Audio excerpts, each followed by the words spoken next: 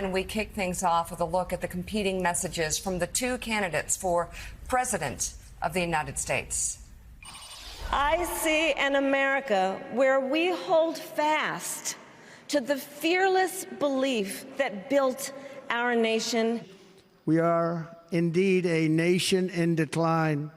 It is now our turn to do what generations before us have done, guided by optimism. It's a massive invasion at our southern border that has spread misery, crime, poverty, disease, and destruction. I will be a president who unites us. Crazy Nancy Pelosi. Who is realistic. The biggest rallies you've ever seen. Practical. Build an Iron Dome over our country. And has common sense. The late, great Hannibal Lecter. He'd love to have you for dinner. And I will fulfill our sacred obligation to care for our troops and their families. The head of the Taliban, you call me Your Excellency. I wonder if he calls the other guy Your Excellency. I doubt it. I will always honor and never disparage their service. Our military is not woke. It's just some of the fools on top that are woke. I will not cozy up to tyrants and dictators like Kim Jong-un. North Korea, Kim Jong-un, I got along very well with him. Donald Trump, he was found guilty of fraud by a jury of everyday Americans. We will return law and order to our streets. Separately found liable for committing sexual abuse. We will launch a new era of safety. You can always trust me to hold sacred America's fundamental principles, from the rule of law to free and fair elections to the peaceful transfer of power. We had that horrible, horrible result that we'll never let happen again. The election result, we're never going to let that happen again. They used COVID to cheat. We're never going to let it happen again. Oh, Jonathan Lemire, that is quite a contrast. Quite a contrast. Claire McCaskill, Eddie Glaude Jr. still with us. And joining the conversation, we have NBC News national affairs analyst and a partner and chief political columnist at Puck, John Heilemann, author and NBC News presidential historian Michael Beschloss, and associate professor of political science at Fordham University, Christina Greer. Good to have you all with us this hour. So, Willie, the contrast is so great. It is so extreme. It is optimism versus pessimism. It is joy versus resentment. It is looking toward the future versus looking for retribution. It is a striking choice. I will say it seems like no choice to me. It seems very simple. You don't vote for the guy that actually started a riot and is still praising those rioters and now going to be holding fundraisers to benefit those rioters. But this is a close race. Democrats should listen to Michelle Obama and understand this is a close race and they're going to have to fight to the last second. Yeah. Without question. And we did, to the credit of some of the speakers last night, we heard that theme last night, which is the magic that we're all feeling in this room last night, talking about the Democrats who were here. It's great for this week. Now we got to capture it, bottle it, and push forward. Get out on the road tomorrow. Volunteer. Get out the vote. Do all the things that have to be done. It's not about a convention, one of them said. This isn't the end of something. This is the beginning. And I think part of what the party had to accomplish this week was to assure Democrats we've got this. We understand things have felt a little shaky since that debate a couple of months ago. You weren't sure if the president was going to stay in the race. You weren't sure if he got out who would come next, if that person could do the job. The Democratic Party saying we've got this. And John Heilemann, the speech last night from Vice President Harris went a long way in terms of assuring voters across the country. And she made that contrast that Joe just referenced, which is laying out her bio, talking about her career as a prosecutor. She said, I was always for the people. I was here to represent the people. She threaded that into all the work she's done since then, and then came around and laid out Donald Trump's life and his political career and said he has always been for himself. And there's the contrast. The back when Joe Biden went to the debate in Atlanta, Jen O'Malley Dillon came on my podcast, and the campaign was out saying, "We now have our frame for this election. He's all about himself. We're all about you."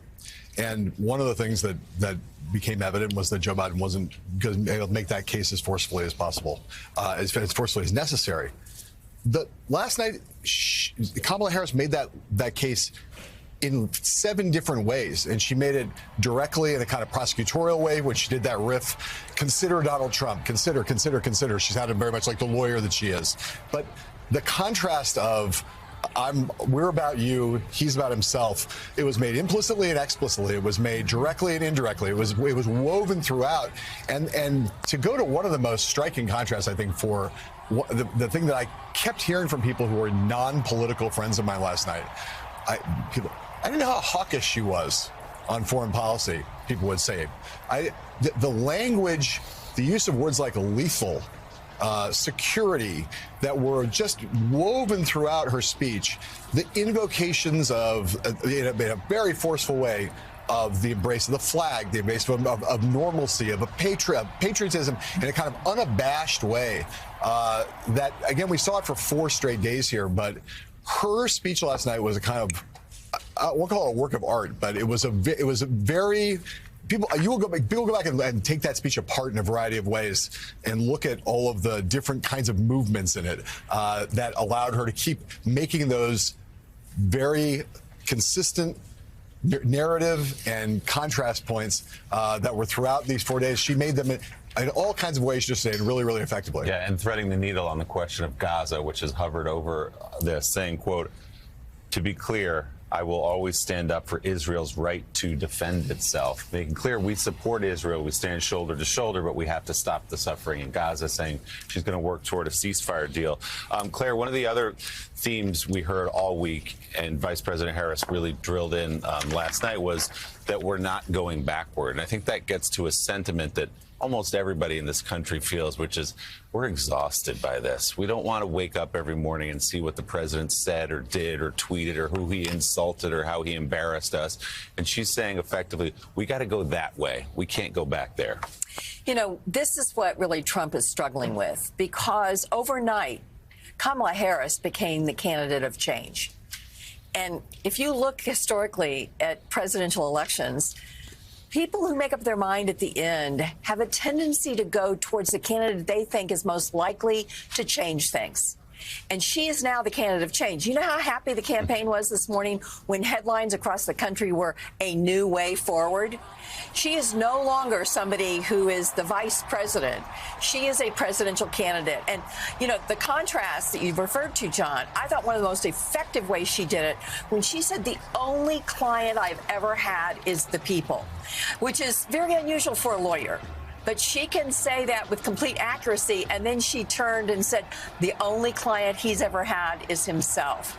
So I think they've pulled off something that for a sitting vice president who you think would be cloaked in incumbency, she's now the new kid in town. The Democratic National Convention over, and only 74 days until the election. The real test now begins on the road to the White House. Kamala Harris now topping the ticket instead of Joe Biden. How has that changed the path to 270 electoral votes for the Democrats? There is no one better to ask than NBC News national political correspondent Steve Kornacki, who joins us now from the big board. Steve, so much has happened in such a short amount of time, and the math has changed, the battleground map. She's got different paths, according to early polling. Yeah, Andrea, I think that's the story. It's still a very tight race, but it has changed in the last month. We'll show you how. Big picture is this. Look, as Joe Biden was getting out of the race, this is what the polling was showing. He was down 3 points on average against Donald Trump. Now, about a month of Kamala Harris as the new Democratic candidate, on average, Harris up 2. So from Democrats down 3 to Democrats up 2. What is behind that move forward for Harris in the polling? 3 groups in particular where she's performed exceptionally better than Biden had been performing.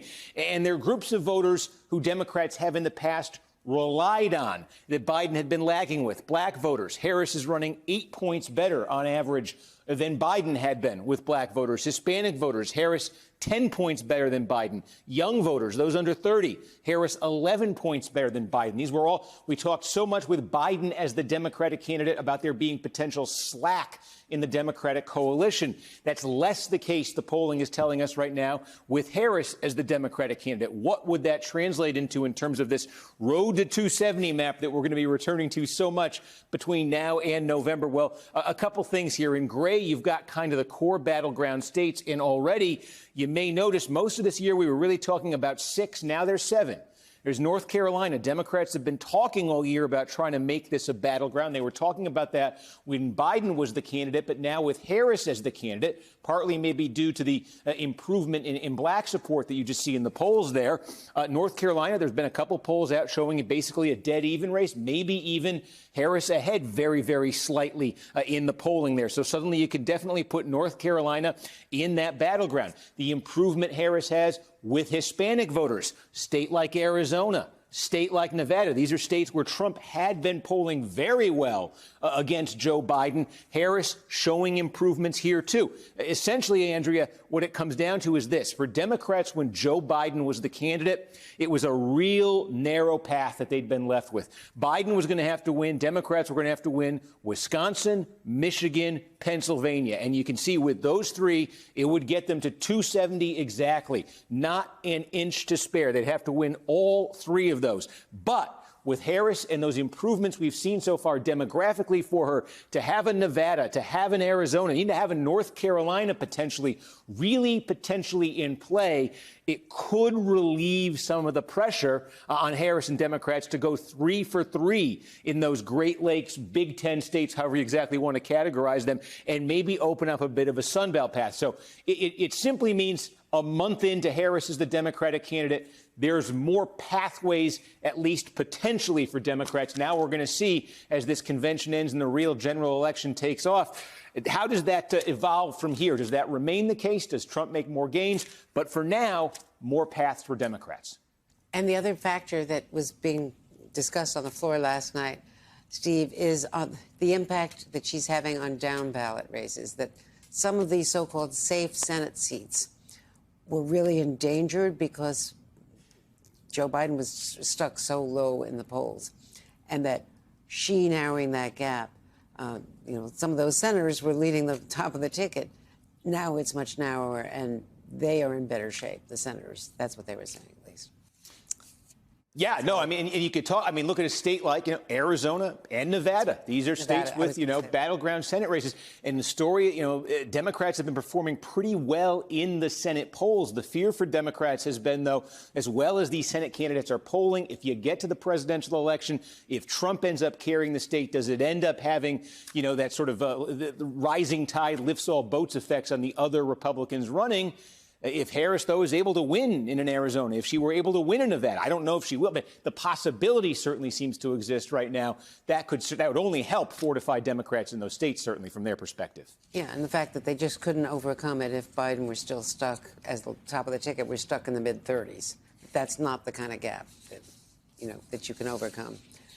Thank you, Steve Kornacki, as always. While Vice President Harris broke barriers and made history last night, her opponent is hoping to deliver a compelling counter-argument today. Trump is heading to Las Vegas, where he'll host a no tax on tips event this afternoon before a rally tonight in Glendale, Arizona. But the former president has had some difficulty staying on message after Harris delivered her speech. He dialed into Fox News for an interview that was ultimately cut off by the Fox host. Here's part of that. No, she's not having success. I'm having success. No, it's only in your eyes that they have that, Martha. We're doing very well in the polls. We're leading in most of the polls. And in the swing states, we're leading in almost every one of them. Mr. President, in Michigan, let me interrupt. They threw Joe Biden out of the party. And that's why we saw a different night tonight. Mr. President, thank you so much for the time. We appreciate that live feedback. Right. Stay right there. Live edition of Gutfeld is coming up. That wasn't my fault, Donald Trump. He's still talking, by the way. And joining us now is NBC's Jonathan Allen, also Tolu Olorunipa, Washington Post White House bureau chief. So, Jonathan, what did the timing and the substance of Trump's rebuttal signal to you? Well, I think he's angry that he's not at the center of attention and has not been for the last few weeks. He's going, I think more and more to the most desperate bag of tricks that he has to kind of command attention. It was on the disarray among Democrats after the late June debate. And then it has been on Kamala Harris for pretty much every moment since she was elevated to be the Democratic nominee, and certainly during her convention. And Trump has difficulty with that. He can't stand it. Last night was a moment of a historic moment, the nomination of the first black woman for a major party, in history. And Trump was, she was reaching for history, and he was reaching for a gaslight. Lou, before he dialed into Fox, Trump was live reacting to Harris's speech on his Truth Social platform, literally dozens and dozens of posts. We don't have any more room on our graphic to show them all, but they were kind of all over the place. At one point, he went back to his argument that undocumented immigrants are taking black jobs. Trump has downplayed the calls from the allies of his to be more disciplined in his attacks. What are the risks for him politically in continuing to go to those kind of same old playbook moves? Yeah, this is a truncated campaign. It is shortened. It is a 100-day sprint to the presidency. And every day that Donald Trump spends flailing on multiple different issues, not having a clear line of attack against Kamala Harris, is a day lost. And I think his campaign advisors know this. They are scrambling, trying to set up these events that are supposed to be policy focused. But when he can call into Fox News or Newsmax and just start spouting off at the mouth, it's going to make it very difficult for them to come up with a clear line of attack against Kamala Harris and a clear rationale for why she should not be the next president. And so he is losing his advantage, the advantage that he had against Joe Biden, and he is clearly rattled by it, and it's making it very hard for him to stay consistent and stay on message. And it seems like every day we're getting a different message from him, and it's going to be very difficult with this shortened campaign for him to be able to showcase why Kamala Harris should not continue this momentum that she's had over the past several weeks. And Jonathan, Trump did post one tweet on X during his social media blitz. He posted both on Truth Social and X, thanking Georgia Governor Brian Kemp for all his help. You'll remember that Trump picked a fight with Kemp during a rally just a couple of weeks ago. What does this show you? It shows me, number one, that his aides have had some influence, gotten his ear, and told him that it was pretty dumb to attack the popular governor of Georgia at a time when he is vulnerable to losing Georgia again. And it tells me that he's using, using Twitter, his home back on Twitter, to do some of the communication outside of his own base. There are people outside of his base that will follow him on Twitter that will not follow him on Truth Social. But look, he does damage to himself, and this is an attempt to repair it. And you wonder how many voters in Georgia decided to heck with him the last time he went after Brian Kemp. Lou, Vice President Harris made a concerted effort last night in her speech to make her pitch to not just Democrats, but to Republicans and independents. Are there any signs that's breaking through? Well, you can also look at the people who were on stage before Kamala Harris, including Representative Adam Kinzinger, a Republican who was in Congress and who broke with Trump when he was in office. We saw during this 4-day convention a number of outreaches to Republicans and moderate voters, and Kamala Harris continued that with her speech. And it's clear that there are voters who don't like Trump and who aren't yet sure about Kamala Harris. They weren't in Biden's camp, but they are giving an open ear to Harris and thinking that maybe they would cast a vote in support of her if she can give an olive branch, if she can push back against these attacks that she's a radical leftist, that she's a San Francisco liberal, that she wants to be extreme and invoke communism on the country. She presented a very different message, a very different profile to those voters. And it's clear from what we've heard so far, just in the few hours after the speech, that those voters are listening, their ears are perked up, and they are considering voting for her. And it's one of the things that's driving Donald Trump crazy, that, Kamala Harris is reaching into his base, reaching into the people who would would have voted for him if it was a Trump-Biden match. And now all of a sudden they are drifting away from Trump. And we were seeing that in all the polls that we've seen, despite the fact that he is citing a number of polls that we have not seen that show that he's ahead. It seems like the polling is showing the momentum going in the opposite direction towards Kamala Harris and away from Donald Trump. And Chris Matthews, why does this matter? I remember you saying something a long time ago. I hope you remember saying it. Maybe you only said it one time, but it stuck with me as I was driving through working neighborhoods. You know, you grew up in a working class neighborhood in Philly, and you said, you know what the working guy has? You know what the little guy has? He's got the flag. That's what he's got. And he puts it out in front of his house because that's what he's got. It represents the country he loves, and it represents everything that he's striving to be. And as I saw those flags last night, I was thinking, yeah, that is such a powerful message to people who used to think they automatically had to vote Republican. Yeah, well, you're right. I did say that. It was the guy who told me that. It's all we've got. It's all I've got. It's the flag. It's my country. It's where I served in the military. You know, last night and this whole week has been unbelievable for the Democrats. The USA, the anthem that you could hear underpinning every speech, including last night's by Kamala, you kept hearing that anthem of "I love this country." Everything. The speechwriters, I'm telling you, people don't talk about the speechwriters. They put those speeches together. Michelle's speech was unbelievable, too. It was unbelievable.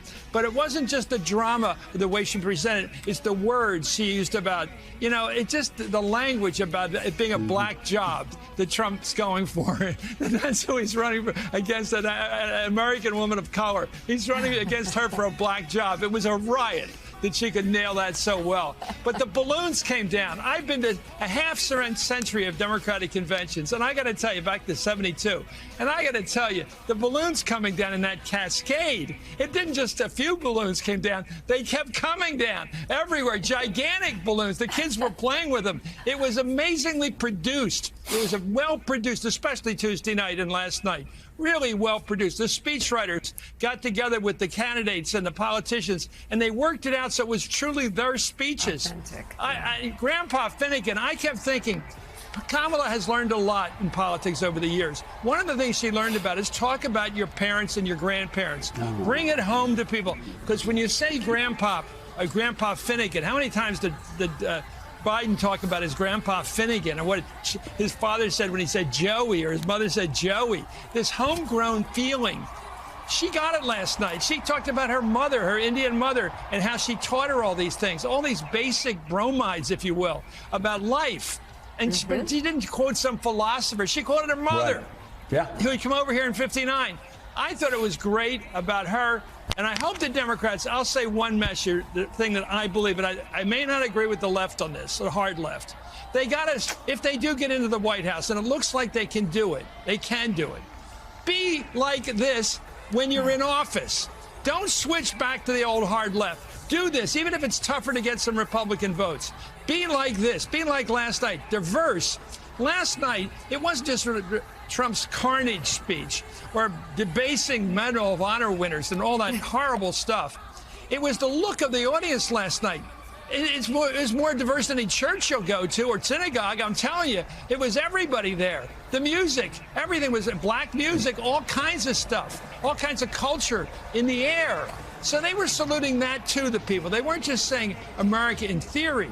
They loved the room they were in last night. Right. And I think that was so powerful to look at that room. They got to bring that room into America the next couple months. They got to act middle of the road, generic Democrats. That's what she's seen as right now. A general, run-of-the-mill, regular Democrat. Not a lefty, not on the hard left, a prosecutor prosecuting a bad guy, but a regular Democrat. That's a good feeling. Black or white, regular Democrats are not feared. It's the hard left they fear, and we got to beat history on this one. Data point on that. Before Joe Biden dropped out of the race, there was a poll that was Joe Biden against generic Republican, and generic Republican won by like 6 points. Then it was Donald Trump versus generic Democrat. The Democrat won by 7 points. And that's, again, she's doing a lot to again, try to stay more in the middle, like you're saying, Chris, which actually, ironically, that's, if you look at her career, that's where she is. Like 2020 was a stretch when the Democratic Party in the primary had gone far left, and she was trying to fit into that box. And people say, well, why does she look so awkward at times then, but not now? It's because she was trying to follow where the party was. This actually is a more comfortable fit. You know, Simone, we had talked to Elizabeth Warren earlier, talking about how progressives throughout the Biden administration have been patient. Mm-hmm. They've been pragmatic. They haven't done what right-wingers in Trump's party has done, which is to make Americans go, what? What's wrong with those people? And it reminds me of, like, the Logan Roy line in Succession, which was the line of the season, probably the best television line of the year. You're not serious people. And when you look at the Republicans and what they're doing, you sit there, you go, you just look at Donald Trump's tweets. You're not serious people. You look at those Democrats last night, a ton of progressives in that hall, ton of progressives saying, we're in it to win it. I mean, that's a serious party. Yeah. That's a party that has their eyes on the prize, and they're not going to let ideology get in the way. Yeah, I mean, this was a convention, I think, that was built to crescendo up to the moment that we saw last night with Vice President Harris accepting the nomination. And the people, I think everybody in that building, and definitely everyone on the dais on the stage, understood the assignment. And they know that there is a fight that is going to ensue coming out of this. To be very clear, September 6th, people start voting in Pennsylvania, as we have talked about. September 6th, people start voting. Wow. This is going to be a close election. You know, I am one of the people that believe the election wasn't just close between Biden and Trump when he was at the top of the ticket because people didn't like Joe Biden. I think the election was close because people wanted there are people that want what Donald Trump and J.D. Vance are selling. And I think Vice President Harris understood that. I think moments of this week really felt like a huge celebration. The Vice President did not go out there last night and take a victory lap. She went out there last night. She told people who she was, what she believed, what kind of president she would be, where she stood on a number of key policy issues. The threat of a Trump presidency? The threat of a Trump. She prosecuted the case. She laid out the argument. She essentially said, I am a patriot. He is not. Mm-hmm. I will defend this country. He will not. I am like you. He is not like us, essentially, is what she said in painting her story. And then told people they're going to have to fight. And join me. They're going to have to vote. She said all of those pieces. She looked like she was going to work. Yeah. She looked like she could step off that stage and go into the Situation Room. And that is the tone and tenor that Democrats are going to need to carry over these next couple of weeks, because it is going to be a fight. And, I travel all around and I'm talking to people and they're like, oh, I feel like it'll be a landslide. And I'm like, it won't be. No. This one, we are a 47 nation. I remember back when Joe Biden was having some challenges and Republicans were saying it's over. I said, it's a 47 nation. Democrats are excited now. It's a 47 nation. Right. This is blocking and tackling now. And who does the best in blocking and tackling? To borrow from Coach Walz, that's the team that wins. We have so you're exactly right. About her mother. And we start with new video and the first public comments from Vice President Kamala Harris since accepting the Democratic nomination at the historic Democrats convention. Here it is. Late this afternoon, Vice President Harris and Second Gentleman Doug Emhoff at Chicago O'Hare Airport, getting ready to fly to D.C. Harris showing some confidence, saying she will, quote, win. Watch this.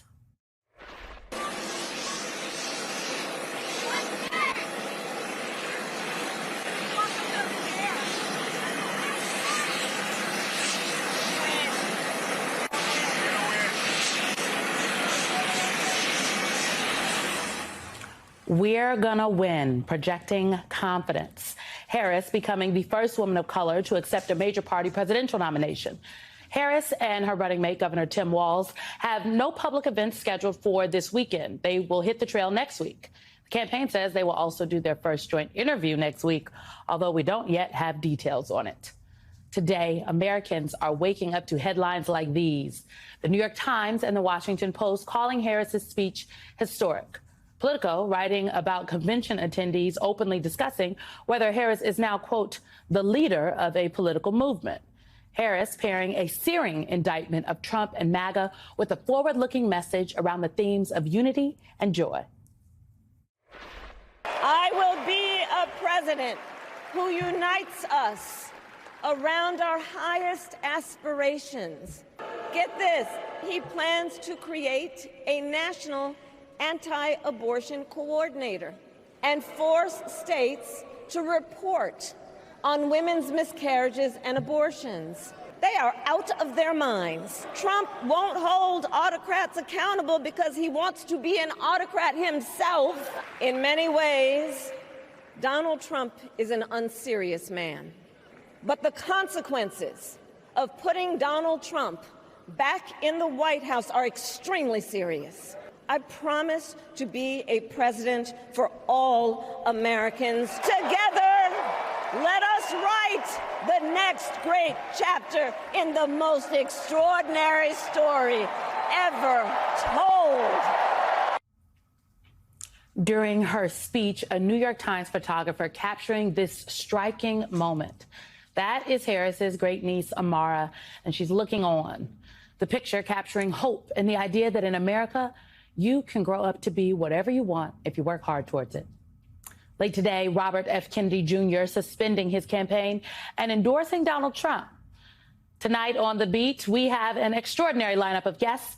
Acclaimed New York Times columnist Jamelle Bouie is here. The first Black woman senator, Ambassador Carol Moseley Braun, Kamala Harris's sorority sister, Jill Lewis, and Keith Ellison, Minnesota's Attorney General. But we begin with our power panel tonight. Aisha Mills, Democratic strategist, Jason Johnson, politics professor with Morgan State University and an MSNBC political analyst, and Stephanie Brown James, who worked on the Obama campaign and is co-founder of the Collective PAC. Whew, okay. Who, just, a show of hands, who felt like this convention was really 3 years in, but it was only 4 days? Okay, show of hands. Okay, it was power packed. Jason, I'm going to just start with you. What was your take on this week, the story that Democrats told, and culminating in the historic nomination of Vice President Harris just last night? Simone, the first thing that just kept occurring to me after every night of sort of really impressive and creative speeches is, oh my God, there is an Earth 2 and an alternative universe where this was an open convention and it was a mess, right? Like every single night that the Democrats got together and had a clear, coherent message was a reminder that there were Democratic elites out there that wanted this to be an open convention and it would have been absolute chaos, whereas what we actually got for a week was smooth, consistent messaging, inclusive messaging, except for some very key constituencies. And it ended with a really impressive speech by Vice President Harris. And as someone who has seen her speak going all the way back to when she first ran for the Senate, I've seen her speak in person.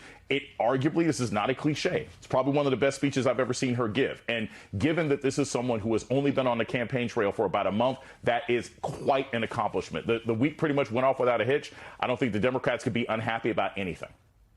Well, look, Stephanie, to that point, I think the vice president has only been the candidate for a month, and it is just remarkable, truly, that a month ago, Joe Biden was the Democrats' nominee. And just yesterday, Kamala Harris was accepted the nomination due to, frankly, maneuvering by President Biden. While he was playing chess, others were playing checkers, and he specifically, when he dropped out, he endorsed the vice president. Stephanie, I'm just wondering, your organization works to build Black political power, and I have to imagine that Vice President Harris, now at the top of the ticket as a Democratic nominee, just really has been a boon to those efforts. And this is not just about the presidential. What I also saw this week at that convention is there are a lot of down ballot races that are going to matter here, and those were also highlighted on the stage. Definitely. The fact that we were able to see Shamari Figures on the stage, he is a candidate in Alabama too, a newly created district there. For him to have the opportunity to speak just shows the power of having Kamala Harris at the top of the ticket. We were honored to first endorse her in 2016 when she was running for Attorney General. And so to now just to see her where she is at, I am so happy that you brought up the fact that when Joe Biden passed the baton to her by endorsing her immediately after he stepped down, it was a signal that the tide has changed. A new generation is ready to step into leadership. And here's the thing. She may have only been running as the presidential nominee for just a few weeks. This lady has been campaigning for a very long time, hitting states across the country. And what we saw last night, I think, was a culmination of her showing that she's ready, she's strong on policies, and that she knows it's going to take a ground game to continue to build and strengthen the Democratic bench, turn out Black voters, young voters, voters of color to be able to be successful this, I wouldn't say election season, because, you know, folks start voting in a couple of weeks with those early ballots going out. So we're right in it. As early as September 6th, folks in Pennsylvania are going to cast their ballots. I mean, Aisha, to that point, if you look at those images we just had up on the screen, right, of after the vice president accepted the nomination, gave her speech, her family comes out on stage, you see a sea of people out there and balloons, big blue balloons. And a lot of folks had on white last night, and that the white was a nod to the history that was being made. I also believe it was a nod to Fannie Lou Hamer, who 60 years ago went to a Democratic convention and could not get credentials to even be seated with the Mississippi delegation. And now 60 years later, a Black woman, a woman of color, is accepting the nomination. The vice president didn't have on white, Aisha. I was watching what she had on. She had on a monochromatic blue suit. She looked like she could step right off of that stage and into the Situation Room. To me, that said that she knew that she's at work and there's still work to be done. What say you? Oh, I like that analysis, Simone. I mean, first of all, she's fly. So let's just pause there. But, you know, what I saw on display here was the most amazing clapback, right, to the Trump campaign. Ultimately, this entire convention was designed to say those weirdos are not like us, and us is all of us that you see in this arena right now, which represents every single corner of America, every single demographic. Look at our new our first and second families to be that are standing there up on that stage right now. What we saw was really a marvel of, I think, America at its finest. And I say America at its finest as opposed to Democrats at their finest, because you had Republicans on that stage, you had young people on that stage, you showed how diverse the broad tent was. And I think that this idea that they're, that they tried to really marginalize Trump and Vance and the sycophants and the crazies, right? And say, they're not like us, they're weirdos, look at us here on display, is really, I think, speaking to so many people in this country that may not have felt reflected in a quote unquote, political party structure. But when you're watching this whole convention play out, you're like, wait a minute, that's my neighbor, that's my teacher, that's my homegirl. I feel like I'm a part of this crew. Even if I am a little more conservative than some, I can hang out with them and have a blast, right? Because this was also a big party. So I think that they were very successful in that and really marginalizing the other folks and demonstrating that America should absolutely step up behind this boss that we see there in that dope suit. Donald Trump was apparently paying attention last night to Vice President Harris's speech. He called into Fox News actually after she finished. He was also rage posting on his social media site while it was happening. And I want to play some of that interview for you from Donald Trump post Vice President Harris's acceptance speech. Take a listen. She didn't talk about crime. She didn't talk about 70% of our people are living in poverty. She didn't talk about housing, really. The trade deficit. She didn't talk about child trafficking that she's allowed to happen. She's going to give a tax increase of 4 to 5 times what people and companies are paying right now. Jason, what are those cheek beeps? It seemed like he was very riled up. Did you hear the cheek beeps? I mean, did Democrats? It seems to me like Vice President Harris got under his skin a little bit. Look, I don't know what the noise was also in the background. I would think that maybe he was on elliptical, but this is Trump. We know he doesn't exercise. Here's the thing. Every argument that he wants to make sort of policy-wise about Vice President Harris doesn't work because he doesn't have much credibility in that area. If you want to talk about the border, if you want to talk about taxes, you have to be consistent about it, and you have to demonstrate that your policies when you were president were better. And Donald Trump can't do that. So most of his anger is really about the fact that he's getting starved out, that he hasn't been able to, that the general political press in America is no longer addicted to Trumpism in the way that he had been before, and that's why he's angry.